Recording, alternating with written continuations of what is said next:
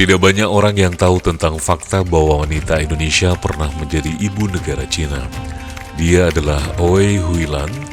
Dia adalah Madam Wellington Koo atau Koo Fee Kiwin, Presiden Cina dari 1926 hingga 1927.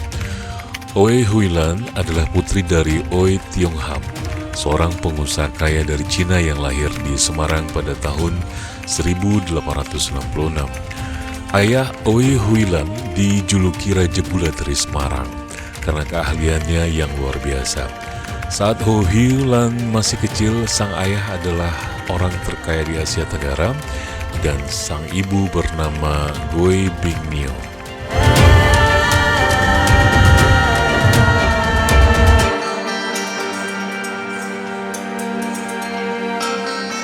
Chonglan adalah satu-satunya kakak perempuan Oei Huilan. Dia 10 tahun lebih tua darinya. Oei Huilan memiliki 42 saudara tiri, termasuk 18 gundik sang ayah. Dia selalu berbicara bahasa Hokkien di rumah. Tetapi ayahnya Oei Huilan selalu mengajaknya berbicara bahasa Indonesia.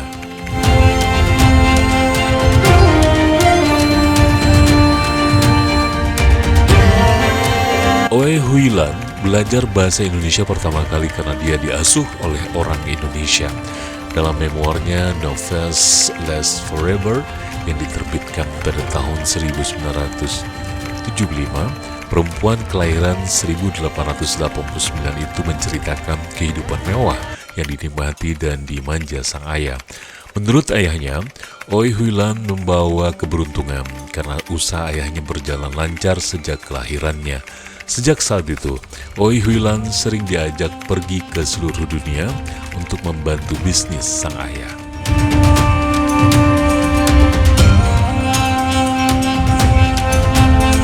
Oei Huilan semakin mahir bersosialisasi setelah menemani sang ayah banyak bepergian ke luar negeri.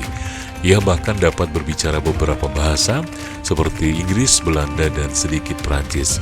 Oei Huilan meninggalkan Jawa untuk tinggal di Inggris ketika dia berusia 16 tahun.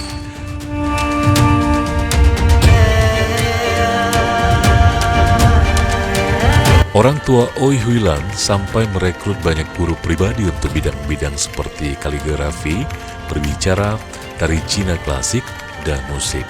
Ibu ingin anak-anaknya memiliki suami yang baik dan tidak pemalu. Kutipan dari buku Oei Huilan mengatakan, saya pun disuruh belajar menunggang kuda di Singapura.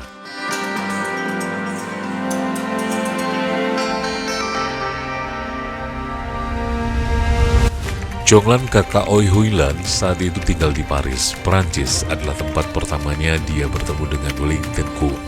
Chonglan mengirimkan pesan telegram kepada ibunya mengatakan bahwa dia harus segera pergi ke Paris karena salah satu rekan suaminya ingin berkenalan dengan Oei Huilan.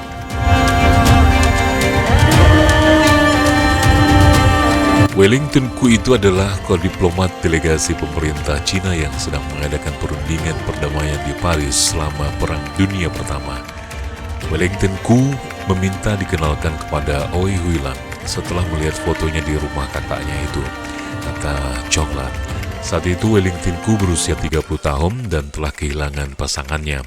Wakil Cina di Amerika Serikat Wellington Koo adalah lulusan Columbia University. Meskipun Oei Huilan mengaku tidak tertarik dengan Wellington Koo, Chonglan tetap bersikukuh untuk memperkenalkan sang adik.